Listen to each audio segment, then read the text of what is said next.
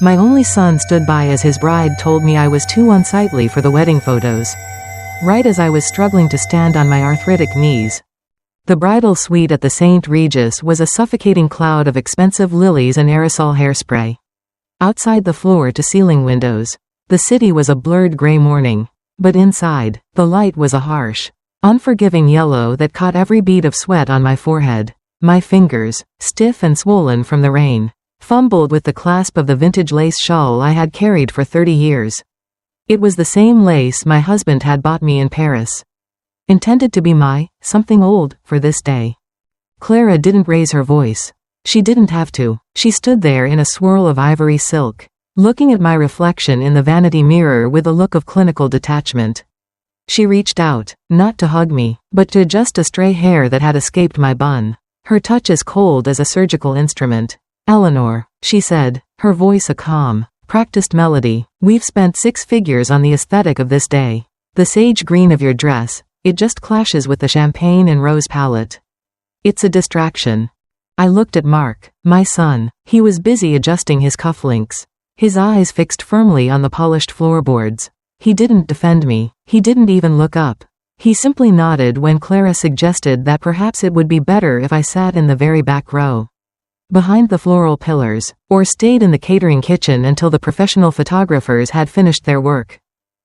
A heavy, hollow silence filled the room, broken only by the rhythmic snip-snip of a stylist trimming a ribbon. I felt a sudden, sharp chill beneath my skin. It wasn't sadness, that would come later.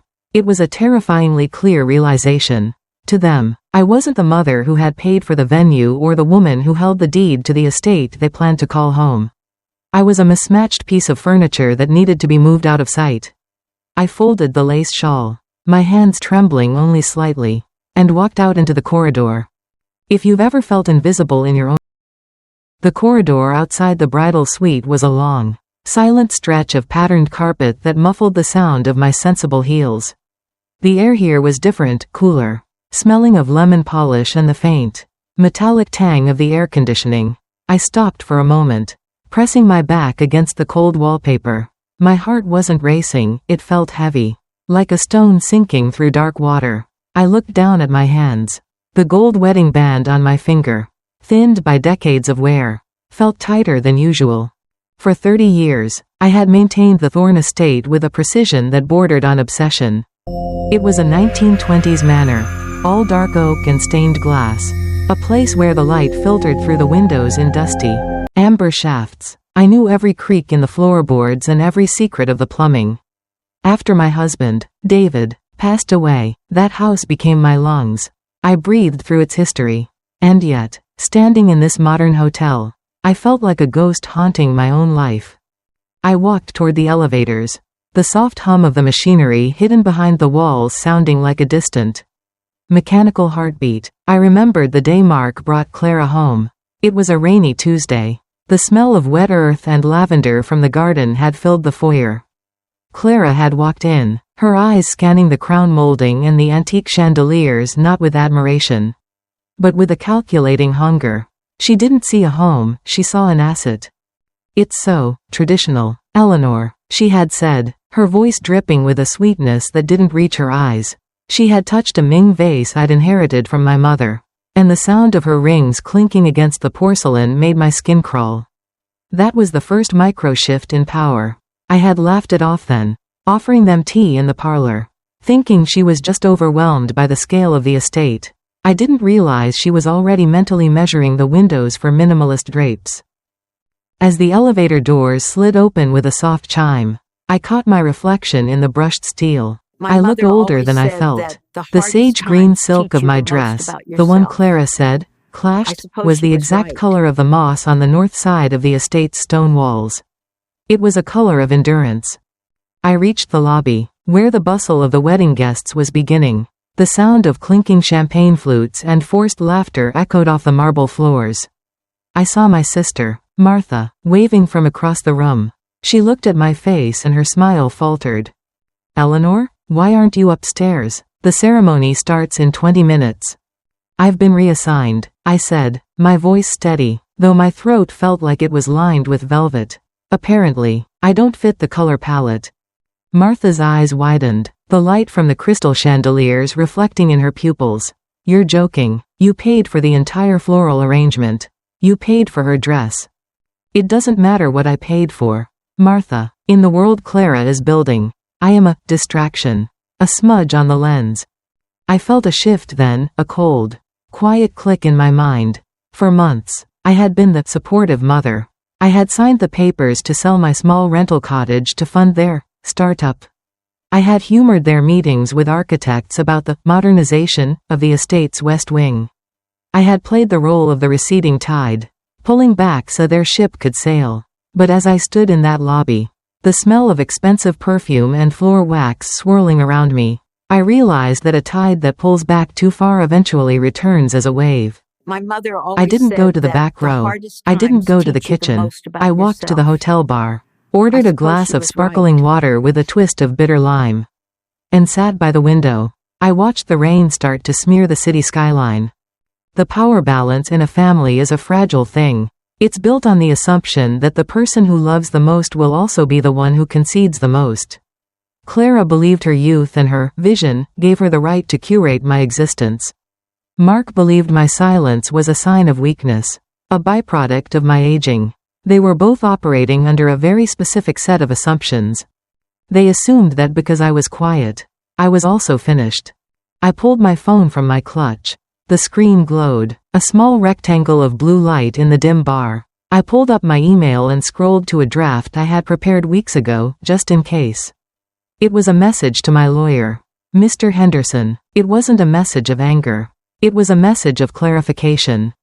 I looked at the send button. My finger hovered over the glass. Outside, a car horn blared, a sharp, discordant sound that cut through the hotel's curated playlist. I thought about Clara's cold touch on my hair. I thought about Mark's eyes on the floorboards. I didn't press send, not yet. The ceremony was beginning. I could hear the distant, muffled strains of a string quartet playing Pachelbel's canon. The sound was thin and fragile, drifting through the vents. I closed my eyes and breathed in the scent of the lime in my glass, sharp, acidic, and bracing. The sun was trying to break through the clouds, casting long, pale shadows across the bar's mahogany surface. Everything felt suspended, like the moment before a storm breaks. I realized then that they weren't just taking my seat at the wedding. They were preparing to take my home. And they thought they could do it while making me feel like the intruder. I remained at the bar until the music stopped and the distant, muffled applause signaled that Mark and Clara were officially husband and wife. The gin-scented air of the lounge felt cleaner than the sanctimony upstairs. As the guests began to spill out toward the ballroom for the reception, I stood up and smoothed my dress. I wasn't hiding anymore, but I wasn't protesting either. I moved through the crowd like a shadow, invisible to those caught in the whirlwind of celebration. I found myself standing near the gift table, a mountain of white boxes and silver ribbons. In the center sat a small, leather-bound guest book. My eyes caught a glimpse of a folder tucked partially under the table's heavy linen skirt, a wedding planner's itinerary that had been dropped and forgotten. I picked it up, intending to return it, but a handwritten note clipped to the back page caught my eye. The handwriting was Clara's, sharp, slanted, and aggressive. It was a floor plan for the Thorne estate, but it wasn't the one we had discussed. In her drawing, the West Wing wasn't being modernized for my comfort. It was labeled, Home Office, Fitness Suite. There was no bedroom for me, no sitting room. There was a small, red X over the area where my husband's library currently stood, with a single word scribbled next to it, demolish. The paper felt thin and brittle in my hand, like dry skin. A cold drip of realization hit me, more chilling than the iced water I'd been sipping. They hadn't just asked me to step out of the photos, they had already erased me from the floor plan of my own life. Mother, what are you doing here? Mark was standing behind me. He looked handsome in his tuxedo, but his face was flushed, and there was a frantic, thin quality to his smile. He smelled of expensive cologne and sweat. He didn't look at the folder in my hand. He looked at my face, searching for the compliance he had relied on for 30 years. I'm just observing the aesthetic. Mark, I said softly. Look, about earlier, Clara was just stressed. You know how she gets about details. She just wants everything to be perfect. It's her one day. He stepped closer, dropping his voice to a conspiratorial whisper. Did you bring the papers? The ones for the final title transfer? We need to have everything settled before we leave for the honeymoon. The contractors need the bank's confirmation by Monday morning. I looked at my son, the boy I had raised in the very library Clara planned to tear down. He didn't ask if I was okay. He didn't ask why I had spent the ceremony in a bar. He was asking for the deed. He was asking for the keys to the kingdom while the queen was still standing in the courtyard.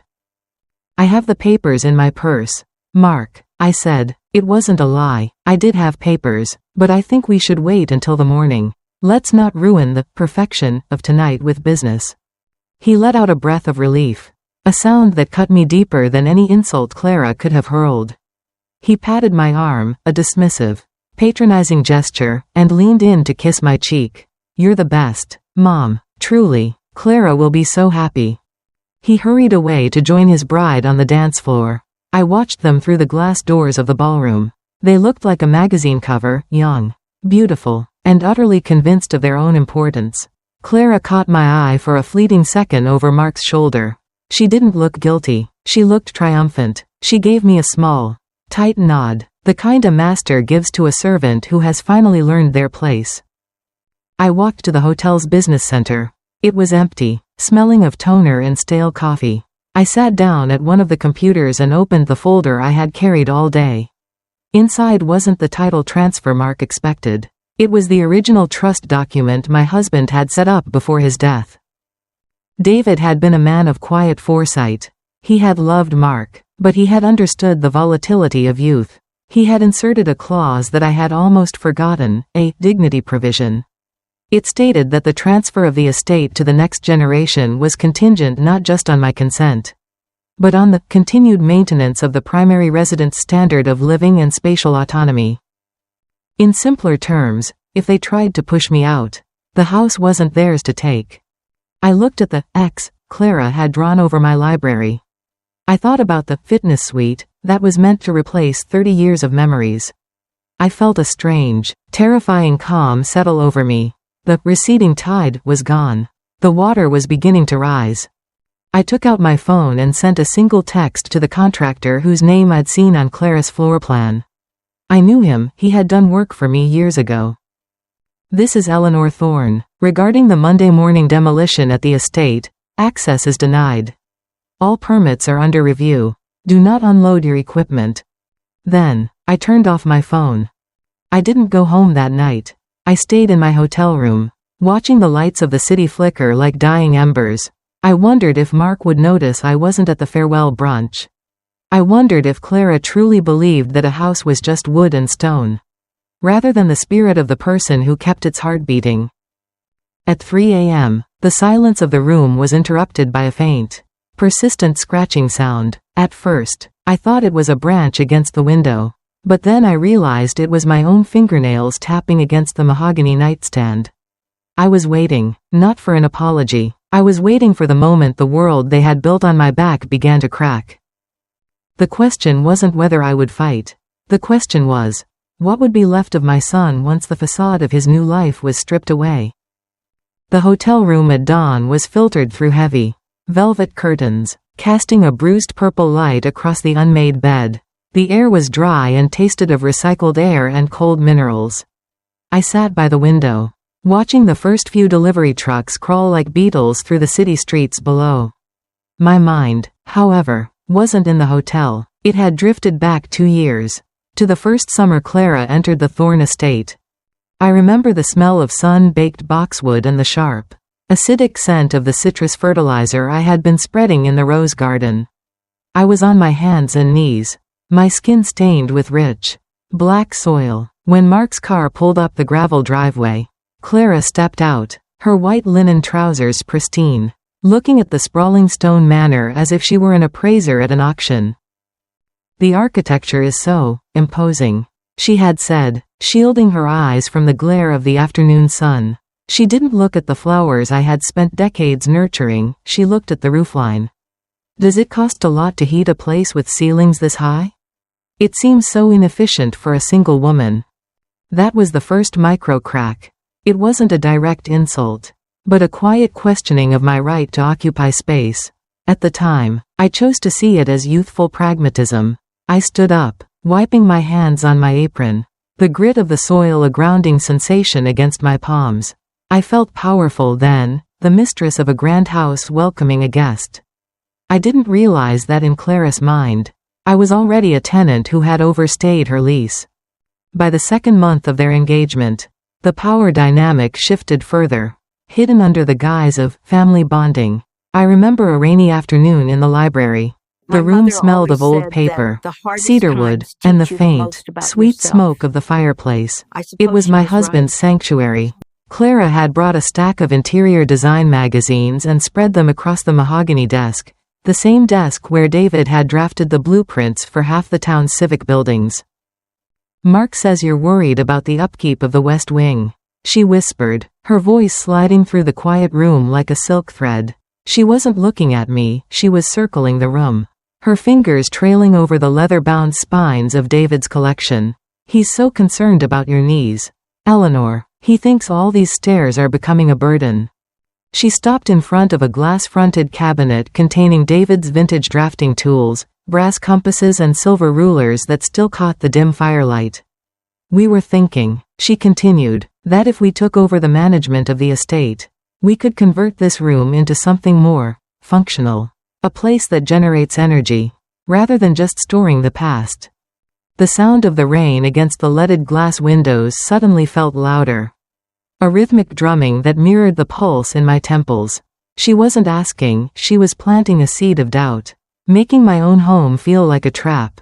I looked at the brass compasses, remembering the heat of David's hand over mine as he showed me how to draw a perfect circle.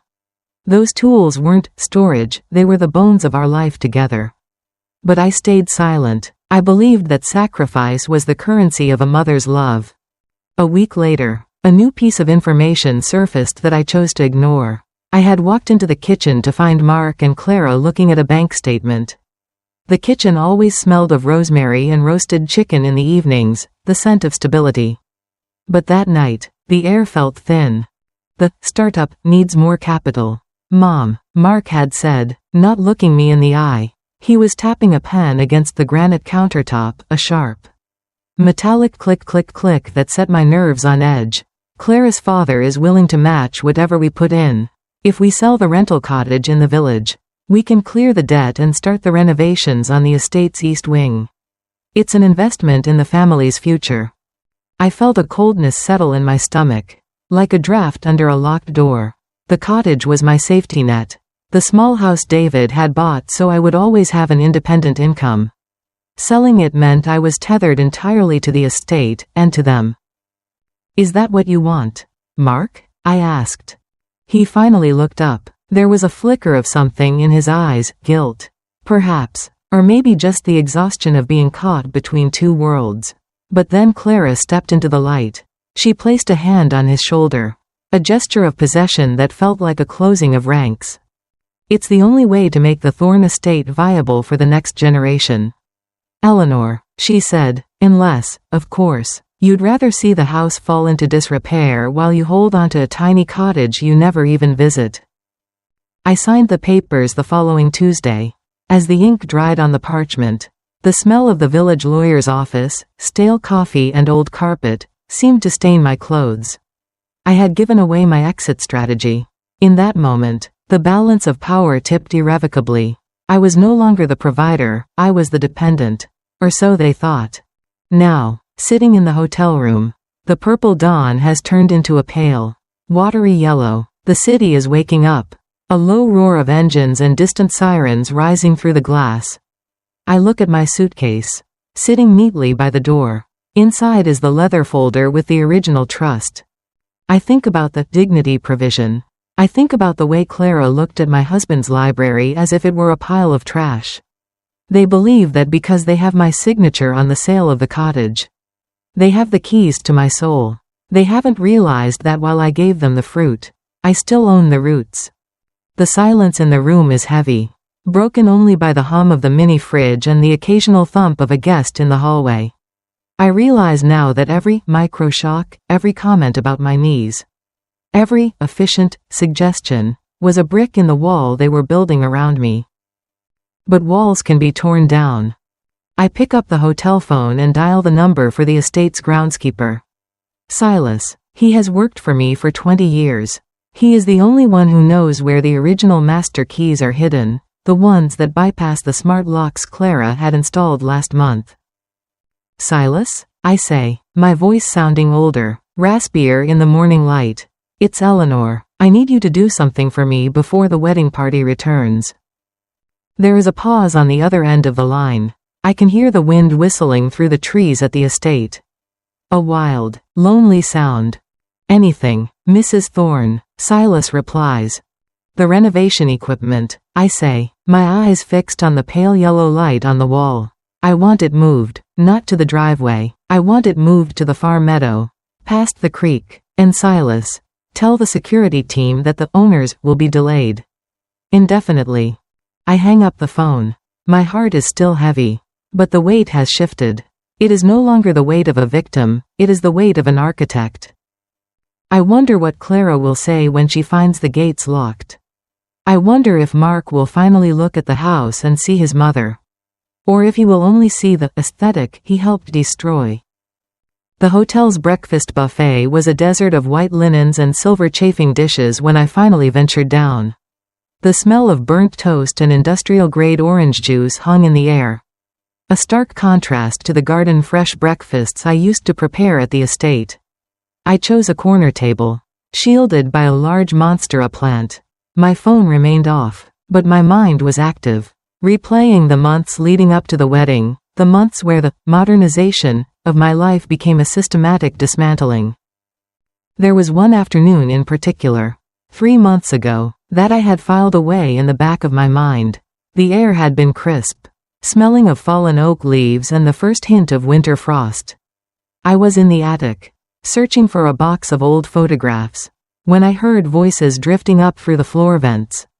The appraisal came in higher than expected. Clara's voice was as sharp as a cold wind.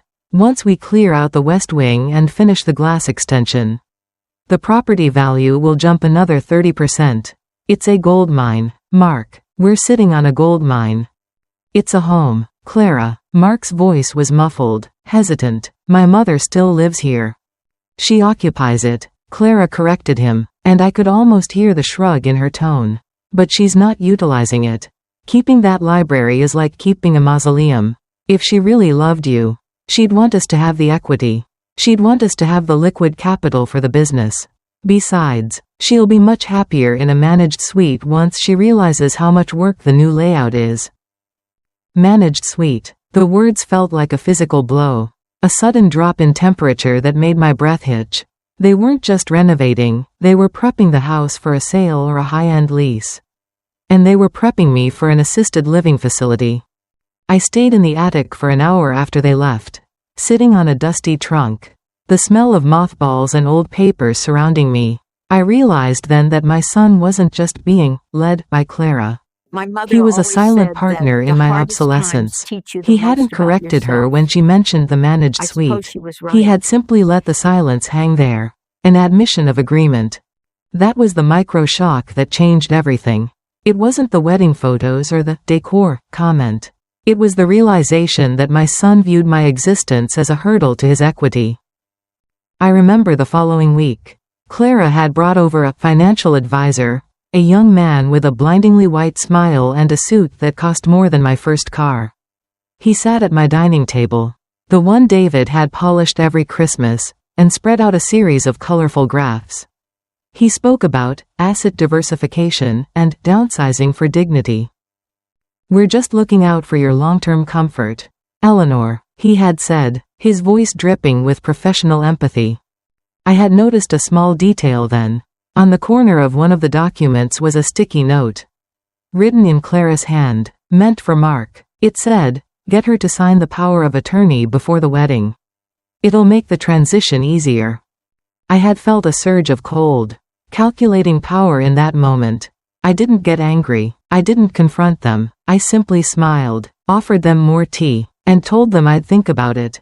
I was no longer their mother. I was an operative in enemy territory. I began to look at the estate not as a collection of memories, but as a fortress. Now, in the hotel, I finished my tea. The morning sun was climbing higher, turning the city into a grid of glass and shadow. I checked out of the hotel at 11 a.m. I didn't call a taxi. I walked to the nearby park and sat on a bench, watching a young couple take engagement photos under a willow tree. They looked happy, untainted by the transactional nature of the life I had just witnessed. I thought about the dignity provision in the trust. It wasn't just a legal shield, it was David's final gift to me. He had known that power is never truly given, it is only exercised. As I sat there, my phone buzzed in my pocket. I turned it on. A flood of notifications erupted. 6 missed calls from Mark. 12 frantic texts from Clara. 1 voicemail from the contractor, sounding confused and agitated. I ignored them all and dialed Silas. "Is it done?" I asked. "The meadow is full of excavators and timber, Mrs. Thorne," Silas said, his voice gruff but loyal. "The gates are chained. The security team has the new protocols. But there's a problem." "What is it?" "Mark and Clara are at the gate. They didn't go to the brunch. They came straight here. Clara is. She's screaming at the guards. Eleanor. She's saying she has the deed. She's saying you've lost your mind." I stood up from the park bench, the cold air filling my lungs. I felt a strange sense of detachment, as if I were watching a play from the back of a darkened theater. "Let her scream. Silas, does she have the keys to the West Wing?" "No. I changed the cylinders this morning as you asked." "Good. And Mark? What is he doing?" There was a long pause. I could hear the distant sound of a car horn and the muffled shouting of a woman in the background. "He's just standing there, Mrs. Thorne. He's looking at the house. He's not saying a word." I hung up. I began to walk toward the subway station. I wasn't going to the estate. Not yet. I had one more stop to make, a visit to a small, unassuming office in the city center belonging to a private investigator I had hired a month ago. Clara thought she was the only one with secrets. She thought her vision was the only blueprint in play. But she had forgotten that I had spent 30 years managing a household, a staff, and a legacy. I knew how to look for the things that people tried to hide in the shadows. As I descended the stairs into the subway, the smell of damp concrete and electricity rising to meet me, I felt a vibration in my hand. Another text from Mark. "Mom, please, Clara is losing it. The bank just called about the renovation loan. They said the collateral is invalid. What did you do?" I didn't reply. I stepped onto the train, the doors closing with a sharp, final hiss. What had I done? I had simply reclaimed the aesthetic of my own life. But as the train accelerated into the darkness of the tunnel, one question kept gnawing at me, a sharp tooth in the back of my mind. If Clara had the deed she was shouting about, whose signature was on it? Because it certainly wasn't mine. The office of the private investigator, a man named Elias Vance, was tucked away on the 4th floor of a building that smelled of old radiator steam and wet wool. It was a space designed for invisibility. The light inside was filtered through soot-stained blinds, casting long, skeletal shadows across a desk cluttered with grainy photographs and manila folders. I sat down, the vinyl chair groaning under my weight. The air was thick with the scent of stale tobacco and the faint chemical tang of a laser printer. Elias didn't offer me coffee, he offered me a thick envelope. "You were right to be suspicious, Mrs. Thorne," Elias said. His voice was a low rasp, the sound of someone who spent his life speaking in whispers. He tapped a cigarette on the desk but didn't light it. "The property papers your daughter-in-law has been waving around? They're not just a transfer of the East Wing. They're a full deed of sale for the entire estate, including the historical acreage, and the signature at the bottom." He slid a high-resolution scan across the desk. I looked at the name Eleanor Thorne written in elegant, flowing script. At first glance, it was perfect. The way the E looped, the slight hesitation on the R, it was my handwriting. But as I touched the paper, the texture of the ink felt wrong in my mind's eye. It lacked the slight indentation a fountain pen leaves when I press down on the final stroke. It's a digital forgery, Elias continued, a sophisticated one. It was created using a sample from the guest book you signed at their engagement party. But there's something else, something Clara didn't account for. He pulled out another sheet. It was a bank record.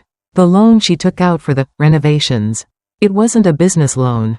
It was a high-interest private bridge loan. The collateral wasn't just the house, it was the house and all its contents. Specifically the Thorn art collection. If the renovation doesn't start by Monday, the loan defaults, and the lender moves in to seize the assets. Immediately. A sudden, sharp silence filled the room, broken only by the distant clack-clack of a typewriter from an adjacent office. The power balance hadn't just shifted, it had inverted. Clara wasn't just trying to move me into a suite, she was gambling with the very walls that held my husband's soul. She had forged my life away to fund a vision that was already drowning in debt. I felt a cold, metallic calm settle in my chest. For 30 years, I had protected the Thorn legacy from taxes, from dry rot, and from time itself. I had been the silent curator of our history. Now, I realized I was the only thing standing between my son's future and a total liquidation of his heritage. I stood up, the envelope heavy in my hand. Thank you, Elias. Send the digital forensics report to Mr. Henderson. I believe we have a meeting to attend. I stepped out of the office and into the hallway.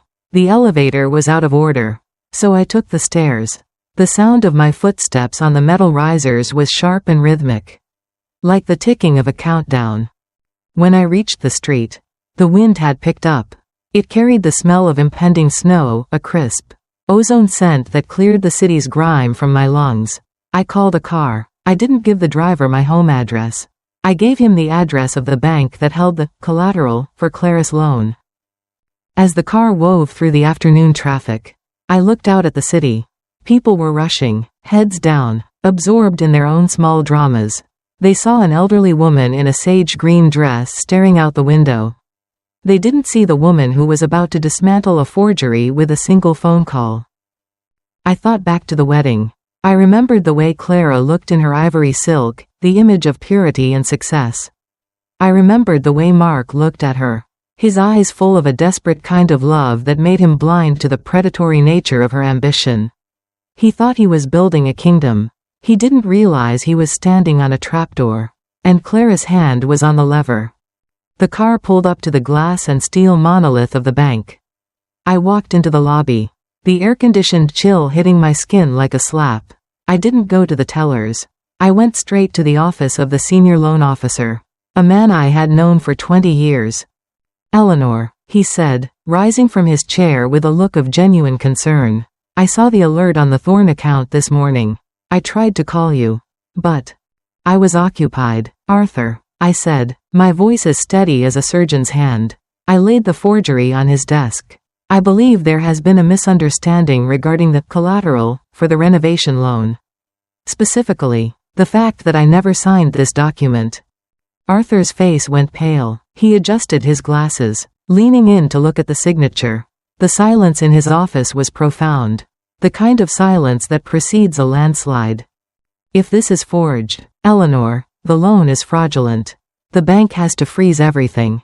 Not just the loan, but the couple's joint accounts associated with the estate. We'd have to notify the authorities. I'm not interested in the authorities yet, Arthur, I said. I'm interested in restoration. I want the loan cancelled, the lien removed, and a notice of invalid title sent to the contractor at the estate immediately. And your son? He's on the paperwork too. I looked at the portrait of David on the small locket inside my purse. My son is a victim of his own silence, Arthur, but he is still a thorn. I'll deal with him myself. As I walked out of the bank, the sun was beginning to set, painting the skyscrapers in hues of bruised orange and deep violet. The shadows were long and sharp.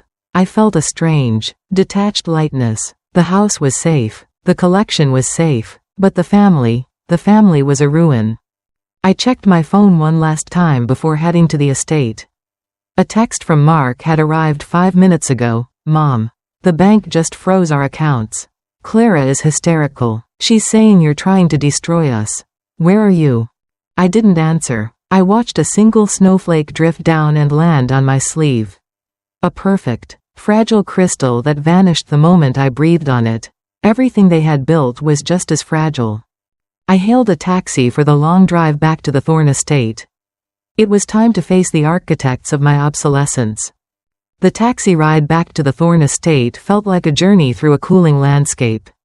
As the city lights faded into the dark, skeletal outlines of the suburban woods, the car's heater hummed a low, monotonous tune. The air inside smelled of artificial pine and the faint, metallic scent of the heavy snow clouds gathering overhead. I watched the flakes begin to stick to the glass, blurring the world into a smear of white and gray. I reached the wrought iron gates just after 7. The security guard, a young man Silas had hired years ago, looked at me with a mixture of relief and apprehension. He didn't ask for identification, he simply pressed the button. The gates creaked open, a sound like a heavy sigh resonating through the cold air. As the car wound up the gravel driveway, I saw them. Clara and Mark were standing on the front porch, illuminated by the harsh, white glare of the newly installed motion sensor floodlights. The house behind them, my house, looked like a fortress under siege. The lawn was scarred with deep tire ruts from the excavators Silas had moved. And the heavy plastic sheeting the contractors had taped over the west wing windows flapped in the wind like the wings of a trapped bird. I paid the driver and stepped out. The cold bit into my skin instantly, sharp and uncompromising. Eleanor, Clara's voice cut through the wind. She wasn't wearing a coat. She was still in her silk rehearsal dinner dress from the night before. Though it was stained at the hem, her face was a mask of calculated fury. Where have you been? Do you have any idea what you've done? The bank called. The contractor walked off the site. You've humiliated us in front of the entire town. I didn't answer. I walked toward the steps. My movements slow and deliberate. Every step felt like a reclamation of territory. The smell of damp stone and the wet, earthy scent of the churned-up garden filled my nostrils. Mom, please, Mark said, stepping forward. He looked smaller than he had at the wedding. His tuxedo jacket was unbuttoned, and his eyes were bloodshot. Just tell us what's going on. Clara said there was a mistake with the paperwork. She said you're trying to take the house back because of some misunderstanding at the wedding. I reached the top of the stairs and finally looked at them. Up close, Clara's composure was beginning to fray. Her pupils were dilated, and her hands were trembling. Though whether from cold or rage, I couldn't tell. It wasn't a misunderstanding, Mark, I said, my voice low and steady. It was a discovery. I pulled the envelope from my purse, the one containing the forensic report and the forged deed. I didn't hand it to her. I held it just out of reach. The bank didn't freeze your accounts because of a mistake. I continued. They froze them because the collateral for your loan, this house, my husband's library, our entire history, was pledged using a signature that was never mine. The silence that followed was absolute. Even the wind seemed to die down for a heartbeat. Mark looked at Clara, his brow furrowed in a confusion so profound it was almost painful to witness. Clara, however, didn't flinch. She didn't cry. She didn't deny it. She simply straightened her back and looked at me with a chilling, clinical detachment. It was for the family. Eleanor, you were sitting on assets that were rotting. I did what was necessary to secure Mark's future. To secure our future. You wouldn't have understood the numbers. You're too sentimental. It was the micro-shock, the casual, effortless way she justified the theft of a woman's life. She didn't see it as a crime, she saw it as an administrative necessity. She truly believed her ambition was a higher moral authority than the law. But then, she leaned in, her voice a poisonous whisper meant only for me. And don't act so holy. Eleanor, I saw the medical files in the library desk while I was decluttering. I know why you were so desperate to sign the cottage over to Mark last year. I know about the diagnosis you haven't told him. You're not protecting the house. You're just terrified of dying alone in a room you can't afford anymore. The words hit me with the force of a physical strike. I felt the air leave my lungs. She had gone through my private papers. She had found the one thing I had kept hidden even from David, a shadow on a lung scan. A secret I had planned to take to my grave to spare Mark the grief. Mark stepped between us, looking from Clara to me. Diagnosis? What is she talking about? Mom? I felt the ground shift beneath my sensible heels. The power I had felt just moments ago, the legal certainty. The moral high ground, felt suddenly precarious. The aesthetic Clara had tried to build was a lie. But she had found the one truth I wasn't ready to face. I looked at my son, his face pale in the unforgiving floodlights. I looked at the house, where Silas stood in the shadows of the foyer, waiting for my signal to let them in or lock them out. We're going inside, I said, my voice cracking for the first time.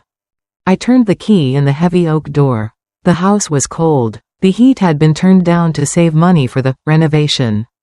As we stepped into the dark foyer, the smell of dust and old wax greeted us. But as I reached for the light switch, I heard a sound from the back of the house, the library. It was a heavy, rhythmic thudding. What is that? Mark asked, his voice trembling. I didn't answer. I walked toward the library, my heart hammering against my ribs. I pushed open the double doors. The room was in shambles. But it wasn't the contractors. The windows were shattered, and the cold night air was whistling through the gaps. In the center of the room stood a man I didn't recognize, holding a crowbar, standing over the remains of David's mahogany desk. He didn't look like a builder. He looked like a debt collector. Mrs. Thorne? He asked, his voice devoid of emotion. I'm here for the first installment of the liquidated assets. The private lender sent me. He said the grace period ended an hour ago.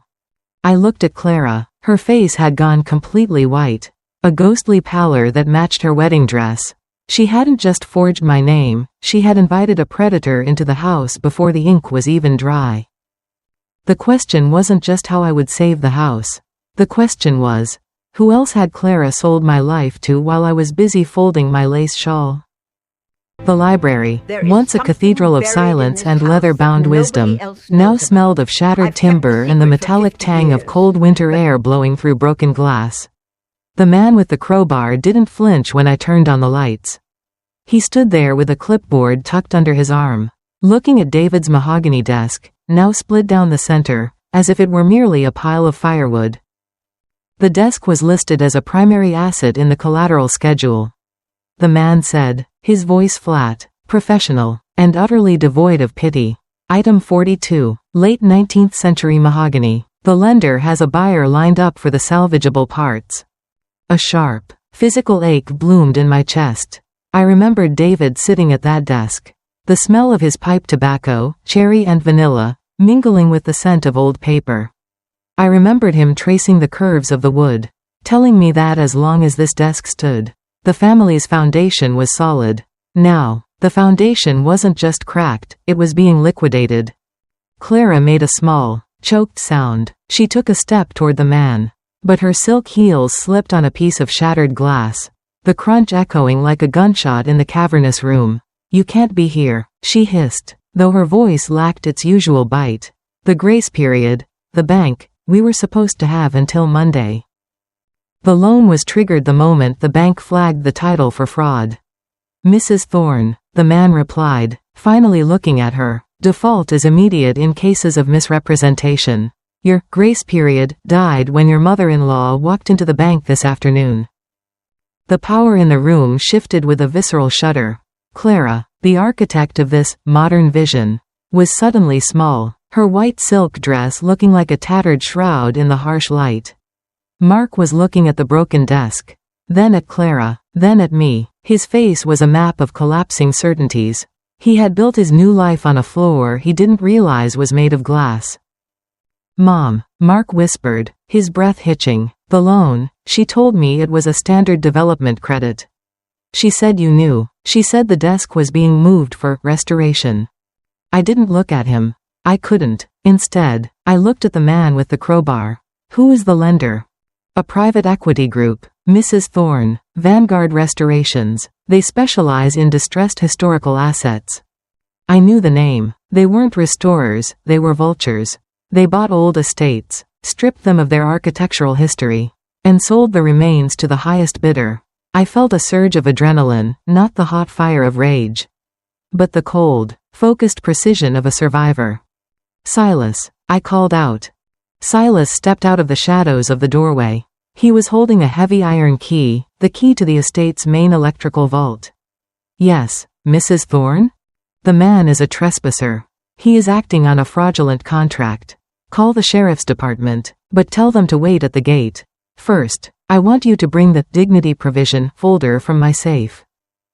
The man with the crowbar laughed. A short, dry sound. "A trust provision doesn't override a signed lien, lady." "It does," I said, my voice dropping an octave. "When the lien is secured against a property held in a spendthrift trust that requires a physical signature and a third-party witness for any encumbrance. My husband didn't just build this house, sir. He built a fortress of paperwork." Information was my weapon now. I watched the man's expression change, a micro shift from arrogance to doubt. He looked at his clipboard, then back at me. He wasn't a villain, he was a mercenary. And mercenaries only fight battles they can win. "Mark," I said, finally turning to my son.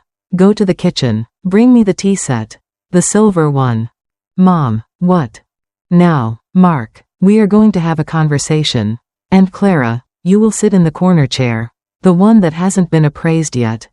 The silence that followed was heavy, broken only by the whistling wind. Mark moved toward the kitchen, his footsteps heavy and hollow. Clara sank into the chair, her head in her hands. She looked defeated, but I knew better. A woman who can forge a signature can also forge an apology. I stood in the center of the ruins of my library. The moonlight was spilling through the broken windows, painting the floor in cold, silver light. The shadows of the trees outside danced like ghosts across the shattered mahogany. I felt a strange, detached stillness. I was no longer the mother who clashed with the decor. I was the mistress of the house, and the house was demanding a reckoning. As I waited for the tea, I looked at the man with the crowbar. "You can leave now, or you can wait for the sheriff. But if you touch one more piece of wood in this room, I will ensure that Vanguard Restoration spends the next decade in a courtroom they can't afford." The man looked at me, then at the crowbar. He set it down on the floor with a dull thud. He didn't say a word. He simply turned and walked out into the night. I sat down in the chair opposite Clara. The air was freezing, but I didn't feel it. I felt the weight of the locket against my chest. The secret of my diagnosis a cold stone in my throat. I looked at the broken desk and realized that the aesthetic of the house didn't matter anymore. What mattered was the truth. But the truth was a double-edged sword. To save the house, I had to expose my son to the full extent of his wife's betrayal. And to save my son, I might have to lose the house anyway. Mark returned with the tea tray. The silver rattled against the porcelain, a delicate, fragile sound in the wreckage. He set it down on a small side table and stood there, looking at us like a man waking up in a foreign country. "Tell me everything," Mark said, his voice cracking. "From the beginning, no more lies, Clara, no more visions." I poured the tea. The steam rose in the cold air, a thin, white veil between us. The reckoning had begun. The tea in the silver pot grew cold as the truth bled out into the frozen room. Clara didn't break down into sobs. That would have been too simple, too human. Instead, she spoke with a terrifying, rhythmic logic, her voice as smooth as the silk of her wedding dress. She detailed the necessary steps she had taken to bypass the bank's restrictions, her eyes fixed on the steam rising from her cup. She spoke of the private lender as a strategic partner, and the forgery as a procedural shortcut. "You have to understand, Mark," she said, her fingers tracing the rim of the fine porcelain. "The Thorne name carries weight. But the bank accounts were stagnant. We were living in a museum of a dead man's choices. I was only trying to give you a future that matched your potential." Mark was sitting on a low stool, his head in his hands. The smell of the cold tea was bitter, like iron. He looked up at her, and for the first time, I saw the veil drop. He didn't see the woman who clashed with his mother anymore. He saw a stranger who had used his name to sign a contract with a vulture. "And the money, Clara?" Mark asked, his voice hollow. "The bridge loan was for $5 million. The renovations only cost $2 million. Where is the rest?" A small, almost imperceptible shift occurred in Clara's expression, a tightening of the jaw. A flicker of something that wasn't regret, but calculation. She didn't answer immediately. Instead, she looked at the broken mahogany desk. Startup capital is expensive, Mark, she whispered, and I had previous obligations. Debts from my family's estate that needed to be cleared before the wedding. I couldn't bring that baggage into our marriage. The micro-shock hit me then. She hadn't just stolen the house to build a vision. She had used my home as a laundry machine to wash away her own family's financial sins. She had treated the Thorne legacy as a sacrificial lamb for a history I knew nothing about. I looked at my son. The power in his eyes was gone, replaced by a devastating realization.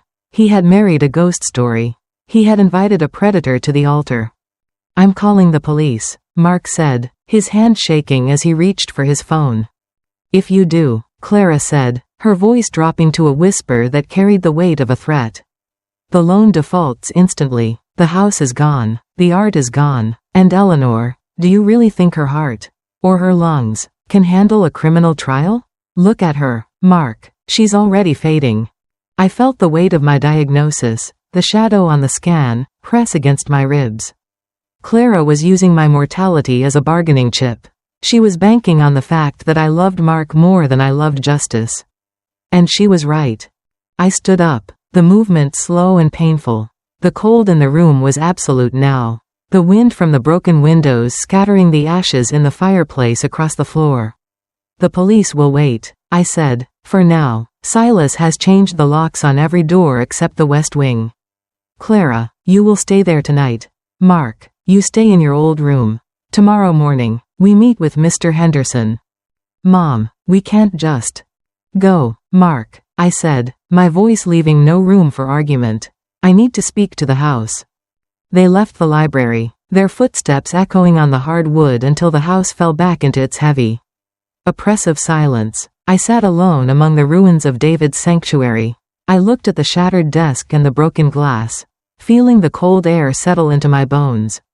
I reached into the hidden compartment of the side table, a place Clara hadn't found. Inside was a small, leather-bound ledger. It wasn't about money or deeds.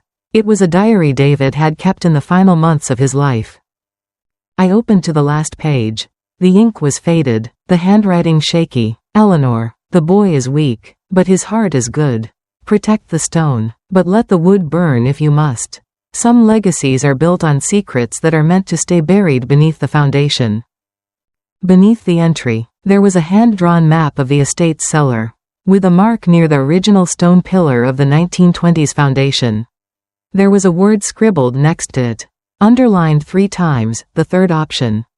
I felt a sudden, sharp vibration in my hand. Not a phone, the floor. Far below, in the guts of the house, there was a sound, a low, rhythmic thumping that wasn't the wind and wasn't the debt collector. It was the sound of heavy machinery. Not on the driveway, underneath the library. I stood up, my breath hitching in my throat. Clara had mentioned a glass extension.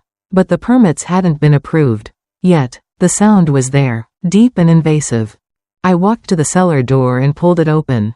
The smell of wet lime and old earth rushed up to meet me. And then, I heard it, the clear, unmistakable sound of someone laughing. A man's voice, not Mark's, not the collector's. Who was beneath my house at 4 a.m.? And what had Clara really promised them in exchange for my signature? The heavy iron door to the cellar swung open with a groan that seemed to come from the very bones of the estate. I descended the stone steps, my flashlight cutting through the thick, cool dampness that smelled of limestone and ancient earth. In the corner, near the original 1920s foundation pillar David had marked in his ledger. The third option was no longer a mystery. The rhythmic thumping stopped. I found Silas there, not with a contractor, but with a team of professional archivists I had summoned in secret weeks ago. They weren't digging for a glass extension, they were excavating a hidden vault built by David, a secure room containing the original, untainted assets of the Thorne family, including the physical proof of Clara's prior financial failures she had tried so hard to bury. I stood before the vault, the air suddenly smelling of dry cedar and old, Honest ink. I handed Silas a manila envelope. Inside were the rescinded loan documents, the forensic report, and a new deed that placed the entire estate into a perpetual historical trust. No one, not Mark, not Clara, and not myself, could ever sell a single stone of this house again. It was the final restoration of the Thorne legacy. I watched as the team sealed the fraudulent papers into a box to be delivered to the district attorney's office. I didn't feel rage. I felt the quiet, cold satisfaction of a person who has finally put a chaotic room back in order. As the sun began to rise, painting the snow-covered lawn in a pale, crystalline gold, I sat on the veranda. The air was crisp, smelling of fresh pine and the cleansing sharpness of the winter morning. From inside the west wing, I heard the muffled sound of a suitcase zipping, a sharp, final sound. Mark came out a few minutes later. He looked aged, his eyes reflecting a hard-won clarity. He didn't ask for the house. He didn't ask for money. He simply sat on the step below me, the silence between us no longer heavy with secrets, but light with the truth. Clara left in a car she had rented with the last of her own funds. I watched from the window as the vehicle disappeared down the gravel driveway.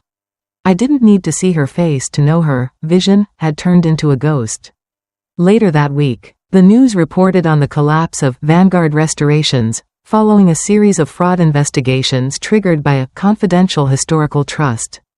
I turned off the television. The weight that had sat on my chest for years, the need to protect Mark from himself.